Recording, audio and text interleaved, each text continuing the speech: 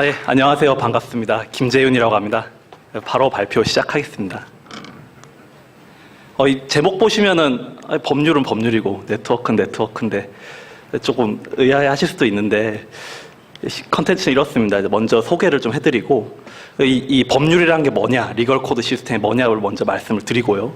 그 다음에 왜 그 법률에서 네트워크가 왜 연결이 되느냐, 그래서 네트워크 이렇게 2번 로에서 네트워크를 설명드리고요. 그다음에 익숙하실 라이브러리 네트워크 X, 파월로, 그리고 매트플롯리브 등을 이용한 비주얼라이제이션까지 이렇게 보여드리고 왜 파이썬이냐, 파이콘이니까 그거를 마지막으로 발표를 마치도록 하겠습니다. 제 소개인데요. 전 자신있게 비개발자라고 말씀을 드리겠습니다. 저 알파로라고 하는 저희 그 키노트에서 혹시 김무성님 발표 보셨습니까? 그 사이버스라고 하는 거를 만들었거든요. 거기 중에 이제 하나의 구성 요소인 알파로라고 하는 어떤 리걸 테크를 해보자 하고 하는 사람들의 모임입니다. 거기서 이제 파이썬을 배웠고요. 국회에서 IT 법제를 많이 했었어요. 뭐 단통법이라던가 좀, 소프트웨어법이라든가 이런 것들을 법안 초안을 만들어가지고 양복점 같은 겁니다. 이제 의원님들이 꿈에서 뭐 이런 법을 만들고 싶다고 생각을 하신 거예요. 그러면 주문서를 써가지고 저희한테 날려요. 그러면 저희는 그대로 만들어 드립니다. 실제로 작동하는 법률 코드로 만들어가지고 드리는 거거든요. 일종의 법공장이죠. 근데 진짜 많이 쏟아질 때는 1영업일당 1개씩 법률안을 찍어냈어요. 정말로. 제조 공장 하다가 사진은 눈 감은 것 같지만 실제로 눈 뜬 겁니다. 그래서 법률 데이터에 눈을 뜨었다. 여기까지 해서 여기 나오게 됐어요. 파이콘에 도전을 하자는 건 아니고요. 파이콘하고 관계없는 분인데 매스매티카 만든 분입니다. 스티븐 울프람. 왜 이분을 모시고 왔냐? 이분이 이렇게 얘기했어요. 법률과 프로그래밍 언어는 임의적인 규칙 체계라는 점에서 비슷하다. 옛날에 300년 전에 돌아가신 라이프니츠 철학자이자 수학자이자 법학자였습니다. 잘 안 알려져 있는데 미분 적분 만드신 분이죠. 라이프니츠도 법률을 컴퓨테이셔널이라는 꿈이 있었는데 이루지 못했다. 컴퓨테이셔널 뭡니까? 자연어로 이루어져 있는 법률을 갖다가 기호 체계로 다 흡수시키겠다라고 하는 야심찬 기획을 갖고 있었는데 돌아가셨어요. 네, 사실입니다. 그래서 라이프니츠의 꿈을 실현해보자. 우리 울프람 님이 워낙에 천재시다 보니까 아까 거기까지만 했으면 좋았는데 좀 약간 나가셨어요, 더. 그래서 기계가 읽을 수 있는 법률 언어를 만들어서 AI를 위한 헌법을 만들자. 사람하고 AI가 직접 소통을 할 수 있다. 그리고 마지막에 이렇게 말해요. 울프람 랭귀지니까 가능한 일이다.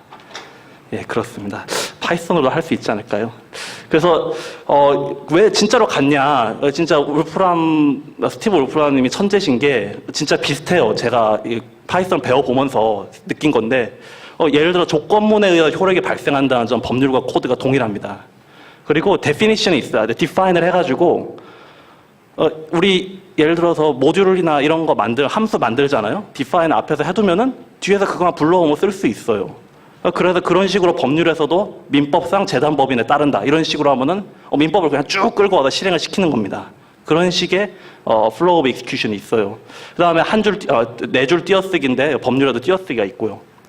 헌법, 민법, 형법이라고 하는 기본 모듈에서 입법을 통해서 계속 라이브러리를 확장해 나갑니다. 여러 사람이 편집하고 모든 법률 내용은 다 오픈소스입니다. 그 점이 이제 우리 파이썬이나 코드와 비슷하지 않을까. 저쪽은 나폴레옹 법전입니다. 200년이 넘었죠. 그래서 비슷한 문제가 발생해요. 코드에서 오픈소스 코드를 하다 보면 일어나는 일이 다 일어납니다. 예를 들어서 어떤 법률에서 타법을 인용을 하고 있는데 깨졌어요. 인용이 안 돼요. 찾아보니까 없어요. 실행이 안 돼요. 뭐 누가 오픈소스 잘못 만들어서 깃허브에 올려놨는데 붙여놨으니까 다 망해버리는 거예요. 코드가. 함부로 우리 복사해서 쓰면 안 돼요. 항상 코드는 검증을 해야 됩니다. 시행 예정 법률 개정 오류인데요. 법률은 특이한 게 개정을 해두면은 한참 뒤에 시행이 됩니다. 사람들 보고 준비를 하라고 시간을 주는 거죠.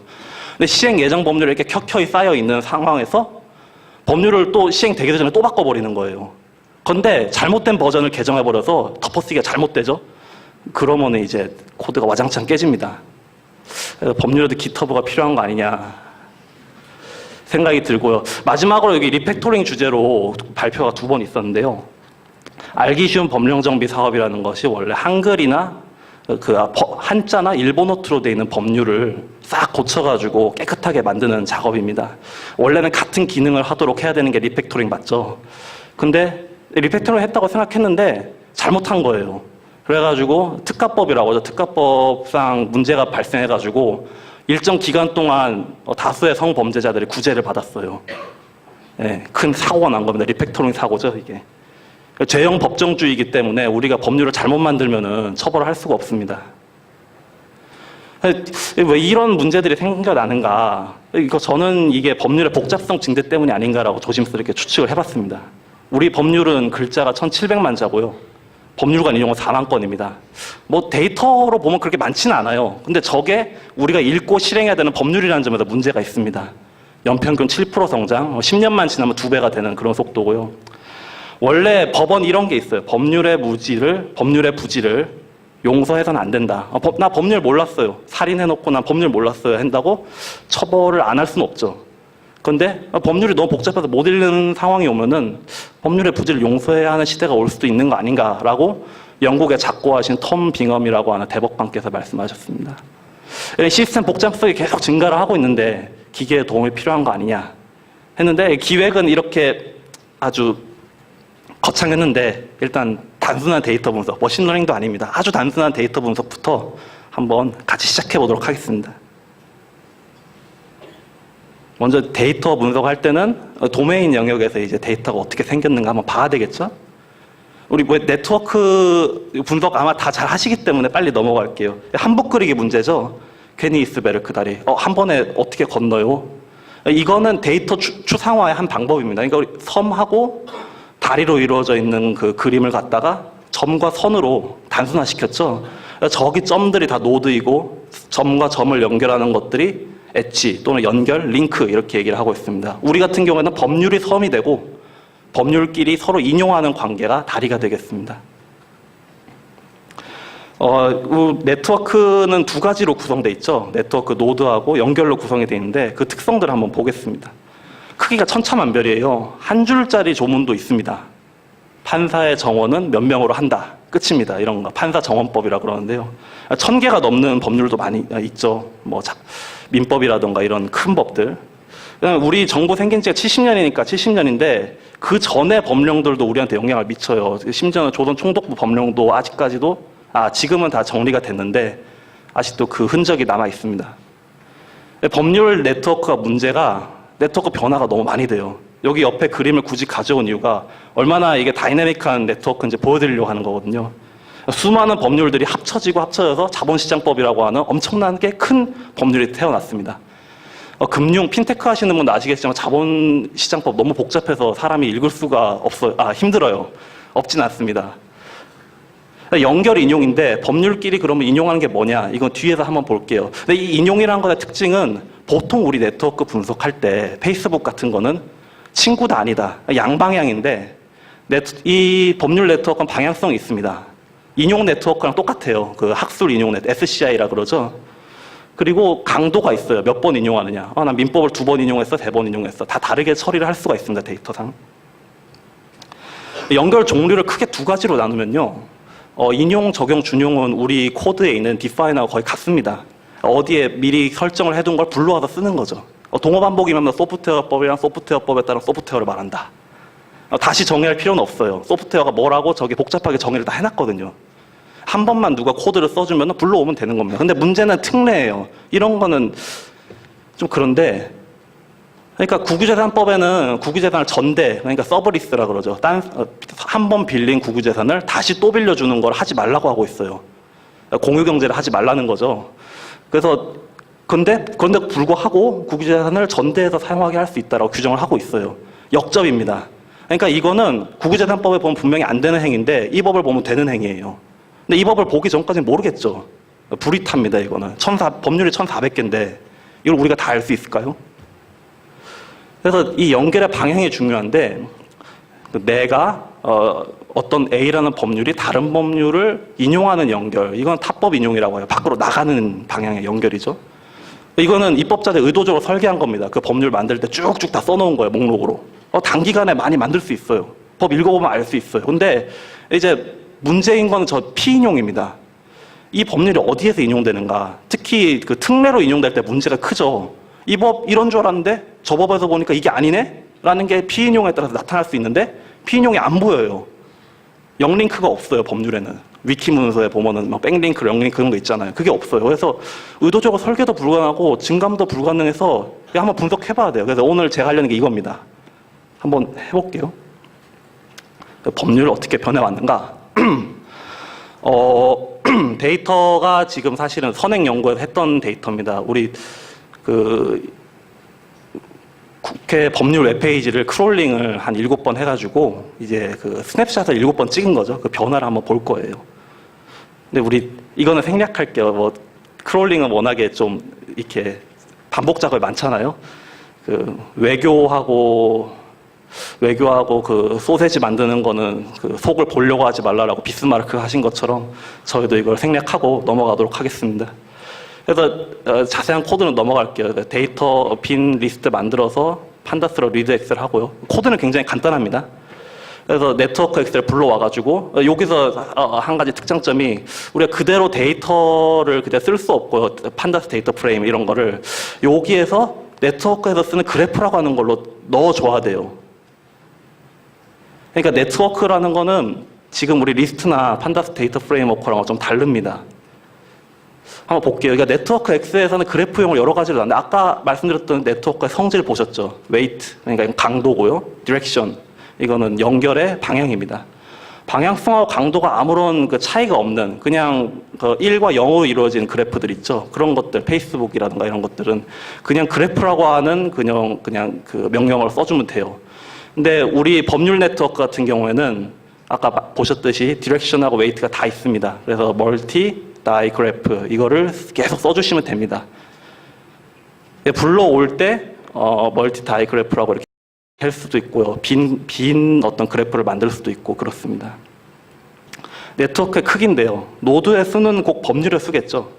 그 다음에 그 연결의 수는 법률과 인용 연결의 총 숫자입니다.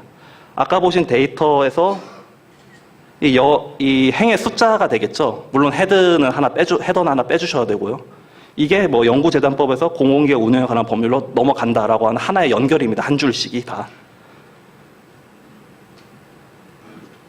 그래서 저희가 피인용수, 많이 인용되는 법률이 과연 뭡니까를 저희가 7개 시점을 기준으로 한번 잡았습니다. 이거를 네트워크 분석에서는 내향 중심성, 인디그리 센트럴리티라고 합니다.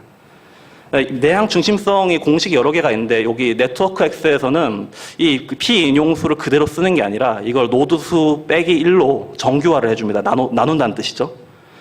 그래서 이 nx.indegree centrality 하면은 바로 나와요. 쉽죠. 그래서 근데 문제는 결과물이 딕셔너리 형태인데 제가 배워보니까 딕셔너리는 밸류로 그 sorted가 안 되더라고요. 키값으로 하면 안 되는데 왜냐면 우리가 피인용수 상위권, 그러니까 밸류 값으로 해야 되는데, 그래서 이거를, 아이템스를 이용해서 쪼개가지고, 리스트 오브 튜플스로 만들어서 다시 소르트를 했습니다. 이 코드를 한번 이렇게 짜두면은 편한 게, 피인용과 탑법인용 바꿀 때 그냥 컨트롤 H 해가지고 인을 아웃으로 바꿔주면 됩니다. 변수명도 자동으로 같이 바뀌겠죠. 만약에 변수명에 인이나 아웃을 넣어줬으면요.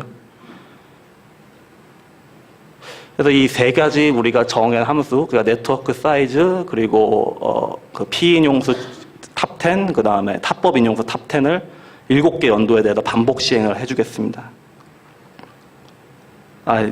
이렇게 보라고 하면은 안 보이시죠? 여기서 특이점은 노드 수가 727개에서 1500개로 올라갈 때, 그러니까 2배가 될 때 엣지 수, 연결 수는 7배로 증가했어요. 네트워크가 엄청나게 복잡해졌다는 겁니다. 그래서 이제 사전 작업을 할게요. 이제 최대한의 비주얼을 시도했는데 좀 보시기에 마음에 안 드시면은 파이썬 실력이나 아니면 미적 감각이나 둘 중에 하나가 문제가 있는 거고요.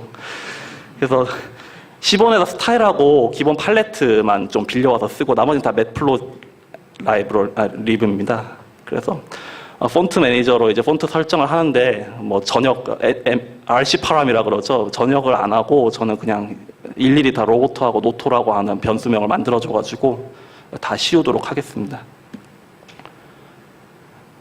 데이터를 왜 이렇게 원시적으로 입력했냐면요. 법률명이 계속 바뀝니다.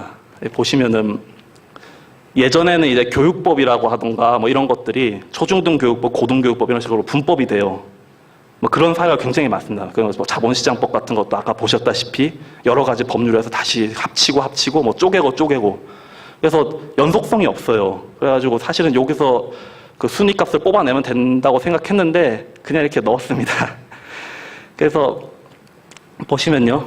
반복 작업할 거를 함수로 정의를 해가지고 계속 쓰도록 하겠습니다. 그래서 뭐 우리 매트플롯리브에서 쓰이는 뭐 그 축 옵션들 이런 것들, 그 다음에 그 범례, 레전드죠. 범례들, 그 다음에 뭐 폰트 이런 것들, 그 다음에 파일로 저장하는 거 이런 것들 다 한 방에 펑션에 넣어가지고 7번을 반복시키면 되겠죠. 뭐 이게 10개를 다 그려볼게요. 주요 피인용 상해 주요 법률의 어떤 상위권에 있는 10개 법률이 30년간 어떻게 변했는지 한번 보도록 하겠습니다. 안 보이시죠? 인간은 계열이 4개 이상 되면 잘 보지 못한대요. 우리가 3차원도 사실은 저 같은 문과생은 버겁고요. 4차원 이상 되면 도저히 상상할 수가 없죠. 그래서 잘라야 됩니다. 이거는 계열을. 그래서 아까 함수에서 사실은 그 잘라서 쓸 수 있게 해놨어요. 그래서 0부터 3, 2까지로 이렇게 해두면은 앞부분 3개 계열만 지금 같이 그려줄 수 있게 되겠습니다.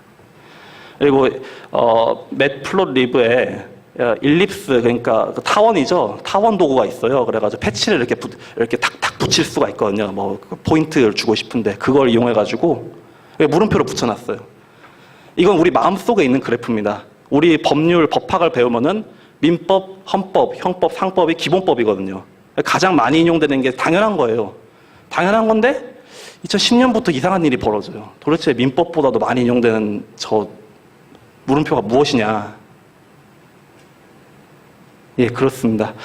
토건 분야 법률들이 가장 많이 인용하는 그런 상태로 지금 법률이 30년간 변했습니다. 국토의 계획 및 시행, 국토의 계획에 관한 법률, 그냥 토지수용법, 건축법, 공유수면 매립법 이렇게 4가지 모두 다 어떤 건설 개발을 하기 위해서 필요한 법들인데 이게 가장 많이 인용되고 있어요. 피인용이라는 게 보통 우리 SCI 같은 데도 보면 중요도를 의미하잖아요. 인기도. 그런 걸 생각하면 상당히 우려스러운 그런 현상이라고 볼 수 있겠습니다. 우리가 법률의 기본 구조라고 할 수 있는 민법, 형법, 상법보다 더 중요한 거 아니냐 이렇게 조금 비약일 수 있겠습니다. 그렇게 해석할 여지도 있거든요. 이거는 이제 순위권에서 퇴장한 법률들입니다. 옛날엔 중요했었죠. 교육법은 아까 말씀드렸듯이 분법이 되면서 그 피인용수가 이렇게 쪼개졌습니다. 3개로 고등교육법, 초중등교육법, 유아교육법으로요. 국가공무원법은 여전히 많이 인용되는데 그냥 다른 법에 밀려서 사라졌고요. 비송사건법은 한번 법을 확 갈아엎었습니다. 이게 과태료에 관한 법률인데 우리 과태료라는 걸 내잖아요. 뭐 주차 위반 같은 거 했을 때. 옛날에는 과태료 규정을 법률에 넣을 때마다 비송사건법을 다 인용을 해줬어요. 과태료가 얼마나 많습니까? 그래서 그 항목마다 그거 엄청나게 많이 인용이 됐죠. 그러다가 이거는 인용의 낭비다. 이러지 말고 질서위반행위 규제법이라는 하나의 일반법을 만들어서 이런 일괄적으로 규정을 해주자라고 해가지고 싹 사라졌습니다. 이거는 법률 개혁의 사례죠. 이거 반대편입니다. 타법 인용수. 이제 어떤 법률들이 도대체 이 타법 인용을 이렇게 많이 생산을 해내고 있는가. 1위는 조세특례 제한법입니다. 이건 조세특례 한 1,400개 정도가 나가고 있는데요. 이게 어떤 법이냐면은 법률 전문하시지 않은 분을 위해서 설명을 드리면은 우리가 세금을 내는데 특정한 경우에 세금 안 내도 되는 경우가 있어요. 조세 감면이라 그러죠. 그거를 다 모아놓은 법률입니다. 구조가 어떻게 되냐면은 소득세법 몇 조에도 불구하고 이런 경우에는 당신은 세금 안 내도 됩니다. 이렇게 돼 있습니다. 그러니까 엄청나게 인용이 많이 되겠죠. 저거야말로 사업하시는 분들의 진짜 중요한 법률입니다. 그 법인세 아껴야지 우리가 잘 살 수 있는 거 아닙니까? 지방세법은 약간 조금 경우가 다른데 보통 다른 국세에다가 붙여가지고 지방세를 올려놔요. 그러니까 다른 국세를 또 인용을 많이 하겠죠. 근데 문제는 이겁니다. 뭐 여기까지는 이해가 되는데 뭐 역사 속으로 사라진 건 아까 비송사건법은 비슷한 맥락이고요. 이게 문제입니다. 평창올림픽을 한번 개최하기 위해서 우리는 500번이 넘는 타법 인용을 만들어냈어요. 그리고 저 법률은 폐지되지 않고 아직 살아있습니다. 새만금 만들기 위해서 우리는 엄청나게 많은 또 타법 인용을 만들어냈죠. 보금자리 주택, 공공주택 만들기 위해서도 마찬가지입니다. 제주도의 자치권을 보장하기 위해서 수많은 법률의 예외를 둬야 됐어요. 몇백 번이나 인용을 하고 있습니다. 이 법에도 불구하고 제주도는 뭘 할 수 있다. 제주도의 자치권을 강화하기 위한 법률이에요. 취지들은 다 좋은데 개별적으로 보면은 이런 거죠. 그러니까 개별적으로는 다 옳은 행동을 했다고 생각하는데 일종의 구성의 오류인 겁니다. 이게 다 모이고 나니까 이런 현상이 벌어진 거예요. 저 타법 인용이라는 게 대부분 다 특례거든요. 인허가 의제나.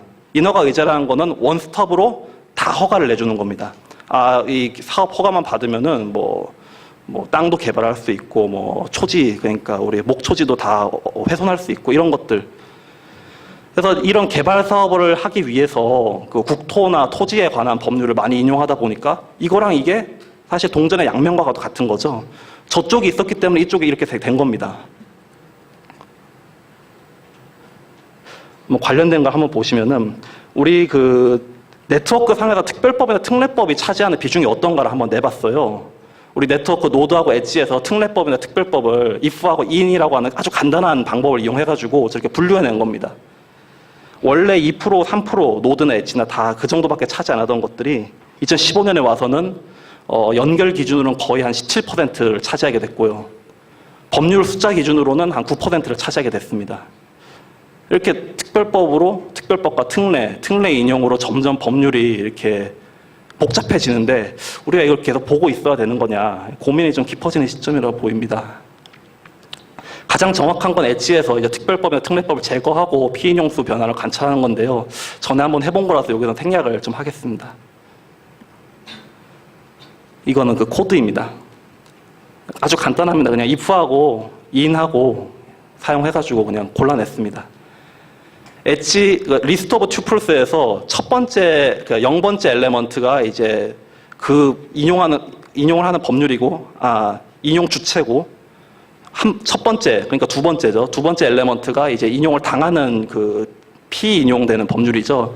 그러니까 특별법에서 나오는 인용을 찾으려 그러면은 엘레먼트 제로를 해서 이제 특별법이 있냐, 특례법이 있냐 이거를 추출해내면 되겠습니다. 두 번째 그 분석 내용입니다. 법률이 과연 복잡한가? 근데 뭐 복잡성 이론 잘 안 하시는 분들 계셔서 좀 설명을 하고 갈게요. 이겁니다. 우리 고속도로망 같은 거는 그냥 정규분포를 그려요. 정규분포라는 게 뭐 서울로 우리나라 같은 경우는 좀 특이하긴 한데 서울이 많이 연결이 돼 있긴 하죠. 근데 그래도 대충 우리가 히스토그램을 그려보면은 평균으로 모여 있어요. 연결 숫자가 다른 도시와 연결되는 숫자가 도로망의 연결을 보면은 근데 이 항공망 같은 거는 허브 공항으로 다 모이게 돼 있습니다. 인천공항 뭐 이런데 엄청나게 많이 뜨고 내리는데 양양공항이나 뭐 지방에 있는 공항 같은 경우에는 편명이 적죠. 그러면은 이렇게 굉장히 그 연결 편수를 기준으로 이게 네트워크를 그려보면은 굉장히 불균등해지는 겁니다. 복잡한 네트워크는 사실은 굉장히 많이 나타나고 있습니다. 좀 뭐 논란의 소지가 있긴 한데 뭐 항공망을 아까 예로 들었고요. 신경망, 인터넷 이거는 카이스트의 정하온 교수님이라는 분이 밝혀내신 거죠. 그 바라바시라고 하시는 분하고 감염병 유행, 메르스 같은 거 어떤 몇 명한테 옮겼냐를 가지고 히스토그램을 그려보면은 슈퍼 감염원이 생겨요. 우리 메르스 사태 때도 굉장히 많이 여러 사람이 그 병을 앓게 된 원인자가 계셨잖아요, 몇 분. 그려보면 극단값이 이렇게 막 등장을 하는 거죠. 그런 걸 이제 복잡하다고 하는 거거든요. 시멘틱, 의미 네트워크죠. 언어 하시는 분들 아시는. 그리고 법률 네트워크도 이건 것 같다라고 추정을 하고 이제 분석을 시작했어요. 근데 이게 복잡한 네트워크의 종류 중에 하나인데 스케일 프리 네트워크라고 해요. 아까 항공망 같은 걸 이렇게 표현을 하거든요. 이거를 이제 척도 없는 네트워크라고 하는데 왜 척도가 없냐? 너무 불균등해서 평균이라는 값이 아무 의미가 없기 때문입니다. 이런 그래프들은 평균하고 중간값을 미디안이죠. 평균하고 중간값을 내면 그 격차가 엄청 커요. 평균이 이 모집단을 전혀 대표하지 못합니다. 그래서 이런 네트워크에서 어떤 일이 일어나냐? 부익부 빈익빈이 나타난다. 이렇게 알려져 있고요. 그러니까 인용 연결을 많이 끌어당기는 사람이 계속 인용 연결을 많이 끌어당겨요. 한번 허브가 되면은 그 자리를 뺏을 수 없어요. 뭐 구글을 이길 수 있는 사람이 있나요? 검색 엔진이나 이런 데서 없잖아요. 그리고 20대 80 법칙이 이제 룰 오브 썸인데 일종의 이게 이 통계를 내보면은 스케일 프리 네트워크에서 나타납니다. 스케일 프리 네트워크 어떻게 찾냐? 통계를 봐야 돼요. 그래서 몇 함수 파워로라고 하는데 한 수가 다른 수의 거듭제곱으로 표현되는 두 수의 함수 관계라는 건데, 이게 나타나면 극단적으로 불균등한 네트워크라는 게 통계적으로 검증이 되면은 이런 걸 갖다 복잡하다 또는 복잡계 네트워크다라고 보통 얘기를 하고 있습니다. 이 도형은 프랙탈 도형인데, 이런 걸 이제 무질서하면서 무질서와 질서 사이, 케이오스하고 어떤 그 스태틱한 상태의 어떤 경계점에 있는, 임계점에 있는 걸 보통 우리가 복잡성이라고 얘기를 하죠. 컴플렉시티. 그래서 되게 독특한 성질들이 나타납니다. 예를 들어서 우리 모래알을 쌓잖아요. 이렇게 모래알을 하나씩 쌓다가 이게 모래산이 됐는데 한 톨 떨어뜨렸는데 갑자기 다 무너져 내려요. 산사태라 그러죠. 그런 현상들, 그러니까 임계점을 넘어갈 때 현상들, 이런 것들도 이제 복잡성이라고 보통 얘기를 하고 있습니다. 이거는 이 파워로우라고 하는 라이브러리인데요. 이거를 알스토트라고 하는 분이 만들었습니다. 이 사람이 만들어서 제일 처음에 뭘로 썼냐?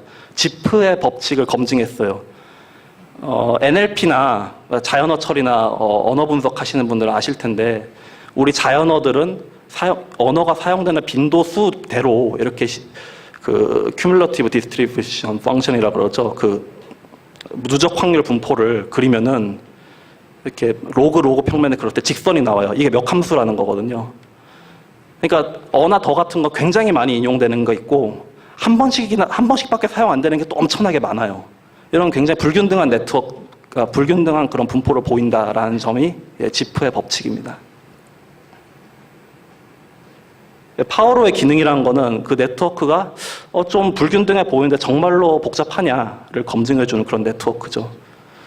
우리 인디그리 센트럴리티, 아까 내향 중심성 피인용수 구했을 때 그 딕셔너리가 아직 살아있거든요. 주피터 노트북을 제가 썼는데, 그럼 그 변수를 그대로 불러오면 됩니다.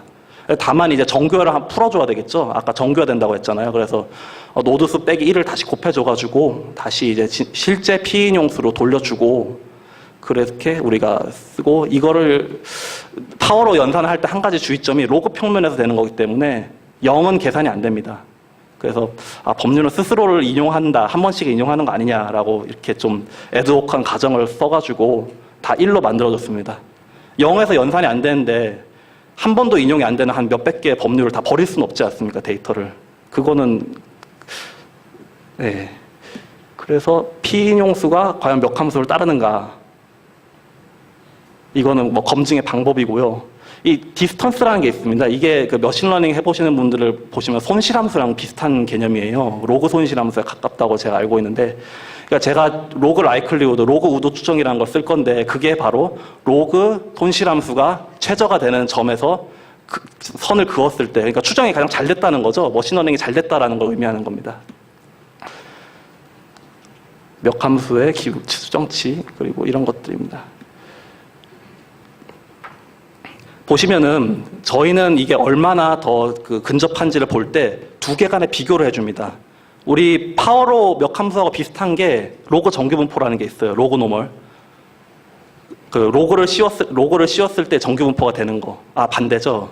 예. 그리고 트렁케이티드 파워로라 그래서 몇 함수에다가 지수 함수를 또 곱해가지고 돼 있는 그 잘려진 몇 함수 분포라는 것이 있습니다. 이것들을 서로 비교하는 거죠. 로그 최후 추정을 해가지고, 이 p-밸류는 우리가 아는 그 p-밸류와 똑같습니다. 그래서 뭐가 더 유의하게 이 분포를 잘 설명해 주는가를 저희가 볼 겁니다. 코드는 굉장히 간단합니다. 그냥 로그 라이클리후드 레이쇼 이렇게 넣어주면 됩니다. 저희가 이제 아까 누적 분포하면서 얘기를 드렸는데요. 우리가 이거는 그 관습상 이제 복잡계 이론을 할 때는 보완 누적 분포 함수를 합니다. 그냥 누적 분포 함수를 좀 거울상으로 뒤집은 거예요. 어떤 확률 분포에 대해서 확률 변수가 특정 값보다 작거나 같을 확률, 이 누적 분포 함수죠. 그거를 뒤집은 겁니다. 그래서 우리가 파워로, 로그 노멀, 로그 정규 분포죠. 그리고 잘려진 파워로, 이렇게 세 가지를 점선으로 그려줄 거고요. 그 다음에 데이터를 흩뿌려 줄 겁니다. 스캐터 플롯으로. 이거는 기본 사항이니까 넘어가겠습니다. 이게 25년간이고요. 가장 최근에 중요하겠죠. 최근에 이게 데이터입니다. 이 점들이 다 하나의 법이에요. 다. 이 법률이 인용되는 숫자를 의미하는 거고요. Y축이라는 게 확률입니다. 그리고 X축이라는 게 인용된 횟수예요. 지금 지수로 표현되신 게 보이시죠? 이게 로그 평면이기 때문에 그렇습니다. 그래서 저희 국토계획법이 10의 3승보다 더 위에 있죠. 그러니까 국토계획법이 우리나라 법률에서 1000번 이상 인용된다는 겁니다. 참고로 우리나라 법률 1400개입니다. 그래서 국토계획법, 민법, 상법, 형법, 건축법 순으로 나오고 있고요. P-밸류로 봤을 때, 제 P-밸류 여기서 밝히지는 않지만은, 트렁케이티드 파워로에 제일 가깝습니다. 이거는 0.05뿐만 아니라 더 유의합니다. 이게 거의 트렁케이티드 파워로에 가깝다고 보는데요. 해석이 중요하겠죠. 이건 그렇습니다. 사실은 복잡계라는 것은 자연 법칙입니다. 우리 그 법률 하시는 분들이 항상 하시는 말씀이 헌법 40조 이렇게 돼 있죠. 입법권은 국회에 속한다. 그리고 법률 교과서에는 이렇게 나와 있습니다. 입법 재량은 무한하다. 그러니까 민주적 정당성을 가지고 있는 국회의원이기 때문에 어떤 입법이든지 할 수 있다고 믿거든요, 우리는. 그런데 이 결과를 보면 아닌 것 같아요. 과거에 이미 만들어둔 법률들 구조를 벗어날 수가 없어요. 입법이 과연 통제 가능하냐? 입법을 다 갈아엎을 수 있느냐? 이렇게 서로 법률 간의 인용관계가 복잡하게 얽히고 설켰는데 이거를 우리가 간단한 구조로 바꿀 수 있느냐? 이걸 간단하게 바꾸는 게 사실 법률의 가독성. 그러니까 법률을 우리가 읽을 수 있어야지 법치주의가 구현 가능하잖아요. 그래서 이런 것들을 좀 고민을 해보고 있습니다. 사실 파이썬이라는 것도 누구나 프로그래밍을 할 수 있게 쉽고 가독성을 중요하게 여기잖아요. 읽기 쉬워야지 오픈소스가 가능하거든요. 서로 읽고 이해를 해야지 소통을 하니까. 법치주의도 내가 무슨 행동을 했을 때 어떤 법률을 적용받을지 미리 알아야 되죠. 법률을 보면은. 근데 이렇게 복잡한 법률을 누가 읽을 수 있겠습니까? 법치주의가 망가지는 그런 과정에 있는 거죠. 거기다가 자연법칙이 나타나는 이런 상태까지 왔습니다. 근데 아쉽게도 파워로가 아니라 트렁케이티드 파워로, 그러니까 잘려진 파워로가 나왔는데 이 파워로 몇 함수를 발생시키는 제네레이티브 모델이라고 그러죠. 발생시키는 원인이 아까 말씀드린 부익부 빈익빈, 그러니까 선호적 연결 또는 프리퍼런셜 어태치먼트라고 합니다. 어떤 매력적인 노드가 네트워크가 있어서 새로운 연결이 추가될 때마다 그 노드를 자꾸 인용을 한다는 거죠. 그러니까 민법이나 형법은 당연히 많이 인용할 수밖에 없어요. 중요하니까요. 그런 어떤 노드 간의 불균형성, 인용을 끌어당기는 힘의 불균형성이 있을 때 이런 선호적 연결이 나타나는 거거든요. 저게 누적적으로 반복이 되면은 네트워크가 성장하면서 새로 들어온 노드가 계속 인용을 추가를 하면은 저렇게 아주 복잡한 형태가 나타난다는 겁니다. 근데 이것이 약간 잘려졌다는 것, 네트워크 성장에 제한 요인이 있다는 건데 이거는 아직 좀 제가 밝히고 있어요. 좀 설명을 좀 하고 있습니다. 혹시 도움을 주실 분 있으면 언제든지 말씀해 주시면 감사하겠습니다. 뭐 참고로 다른 뭐 생물학 이런 그 논문 같은데 보면은 뭐 세포 성장에 뭐 물리적 한계가 있기 때문에 뭐 네트워크 성장에 물리적 한계가 있기 때문에 발생하는 그런 현상이다라고 많이 얘기를 하고 있습니다. 참고로 미국 법전이죠. US 코드라고 그러죠. USC라고 그러죠, 보통. US 코드라는 거를 그 법률 AI계에서 꽤 유명한, 아마 아실 거라고 생각하는데 리걸텍 하시는 분은 다니엘 마틴 카츠라고 하시는 교수님이 계십니다. 그분이 이제 분석을 해보니까 미국 법률은 서로 인용하는 관계가 로그노멀 분포에 가깝다라고 이렇게 나왔습니다. 파워로는 확실히 아니래요. 저희도 사실은 트렁케이티드 파워로라고 했지만 아까 보시면은 저기 제일 위에 있는 노란 선이 파워로고요, 직선이. 그 바로 밑에 있는 게 로그노멀, 로그 정규고 그 다음에 트렁케이티드 파워로거든요. 저기서 보면 그게 큰 차이가 안 나요, 두 개가. 어떻게 보면 미국에서 나타나는 그 현상이 우리나라에서 나타나는 현상이 비슷하다. 두 나라의 법 체계가 전혀 다르고 정치 문화도 다른데 비슷한 현상이 나타나고 있어요. 복잡계 이론의 이게 특징인 것 같아요. 어디서나 등장을 해요. 우리 부지불식 간에 이게 정말 다른 어떤 대상인데 갑자기 막 복잡성이 나타나요. 뭔가 공통성을 공유하고 뭔가 이렇게 네트워크가 성장해 나가고 발전해 나가는 원리가 비슷해서 그래요.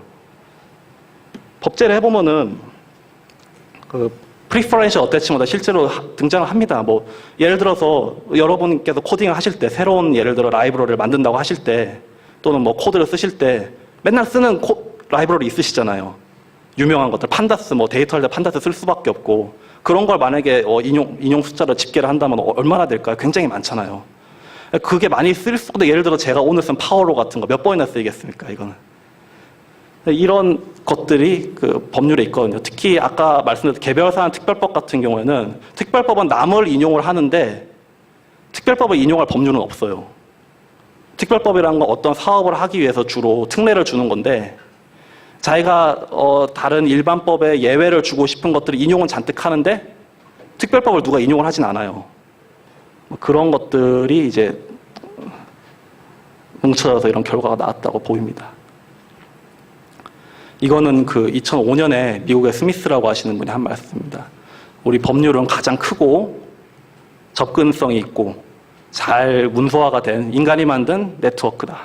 존재하는 네트워크 중에 가장 접근이 가능하고 문서화가 잘 돼 있다. 오래된 미래죠. 우리 사실은 뭐 위키 문서나 뭐 코드나 이런 것들 지금 요즘 만들고 있지만은 법률은 훨씬 오래됐습니다. 몇천 년이 됐는데 우리가 문서를 체계적으로, 그러니까 상호 의존성이 있는 문서를 이렇게 체계적으로 정리하는 방법, 인덱싱을 하고 뭐 서로 인용을 하고 이런 것들이 다 법률에서 미리 구현이 돼 있었던 거죠. 그래서 네트워크 분석을 하시는 분들이라면은 법률 데이터에 대해서 좀 관심을 가질 필요가 있다고 저는 생각합니다. 그래서 왜 파이썬이냐를 말씀드리고 발표를 마무리하도록 하겠습니다. 파이썬은 제가 사실은 작년까지는 파이썬 안 썼어요. 파이썬 모를 때는 제가 저런 온갖 소프트웨어로 다 이렇게 했습니다. 다 유료예요. 아우디 터보는 저거는 크롤링하는 소프트웨어고요. 매크로 익스프레스는 반복 작업하는 거고요. 그냥 파이썬은 포문만 쓰면 while이나 포문만 쓰면 되는데 저런 거를 했습니다. 엑셀로 쓰고 그다음에 네트워크 그 전용 툴인 유시넷이나 파젝 이런 거를 따로 썼고요. 그러면 이거 저쪽에서 저쪽으로 왔다 갔다 할 때마다 CSV로 맨날 빼가지고 다시 넣어주거든요. 그런 일을 했습니다. 연도별로 수동 작업을 아까 우리 분석할 때 함수 만들어서 7번 하면 되는 걸 갖다가 저는 실제로 7번을 했습니다. 옛날에는. 비용도 많이 지출되고 한글 노도명 안 들어가가지고 또 다 변환해가지고 다 있었고요. 도와주는 사람도 없고요. 파이썬 같은 커뮤니티가 없었어요. 파이썬 배우니까 이 그림은 유명하죠. 이런 기분이었습니다. 데이터 아까 보시면은 아까 처음에 비인용, 탑법 인용 분석할 때 했던 거 변수 그대로 갖다가 그냥 파워로에다가 집어넣으니까 바로 결과 나왔잖아요. 그러니까 데이터 입출력 할 필요 없어요. 변수에 들어가 있잖아요. 그냥 해주면 됩니다. 반복문 좋고요. 이렇게 많은 커뮤니티에서 많이 와주셔서 도와주시고요. 한글 그대로 되고요. 또 물론 매플로리브에서는 아까 뭐 지나갔지만은 그 글꼴을 지정해주지 않으면 깨집니다. 그런 문제는 있긴 한데 연구의 발전 가능성도 있죠. 저희 뭐 아직 제 실력이 좀 부족합니다만 NLP라든가 머신러닝, 딥러닝도 언젠가는 꼭 법률이나 판례에 하겠다라는 그런 꿈을 갖고 있긴 한데요. 그런 것들이 파이썬의 파워풀함이 아닌가 생각을 합니다. 제가 오늘 이 자리에 있을 수 있게 한 고마운 스터디를 소개하고 발표를 마무리하도록 할게요. 사이버스 알파로인데요. 법률 모르는 사람하고 코딩 모르는 사람들 모여가지고 진짜로 서로 도와줍니다. 뭐 변호사들, 현업에 있는 사람들, 이런 사람들 하고 리걸텍 하고 싶어하는 사람들, 개발자들 이런 분들 오셔가지고 서로 지식을 공유하는 거죠. 이번 우리 파이썬 2018년 코리아의 주제가 이런 것과 맞닿아 있지 않나 싶습니다. 키노트도 다 언어학 하신 분, 심리학 하신 분. 사실은 우리 파이썬이라는 게 귀도반 로슨께서 처음에 그렇게 하신 거죠. Programming for Everybody. 이렇게 말씀하고 시작하신 거잖아요. 미국 달파에 제출한 사업 기획서에 보면은. Everybody가 아무나인데, 아무나에 저 같은 사람이 들어가지 않나. 왜냐하면 저는 전문 개발자가 아니거든요. 근데도 이렇게 파워풀하게 개발을 할 수 있게 한 이런 파이썬하고 파이썬 커뮤니티에 항상 감사한 마음을 갖고 여기 나왔습니다. 다음 시즌도 우리 알파로 열리거든요. 예. 많이 관심 부탁드립니다. 오늘 파이썬 커뮤니티 말씀드렸는데요. 이번엔 못 나오시지만 김경호님이라던가 저번이나 저저번 파이콘의 도움을 많이 받았습니다. 제가 아직 깃허브를 잘 못 써요. 죄송합니다. 빨리 배울게요. 그 전까지는 일단 제 구글 사이트에 업로드를 해놨습니다. 파이썬 커뮤니티 감사합니다. 발표를 마치겠습니다.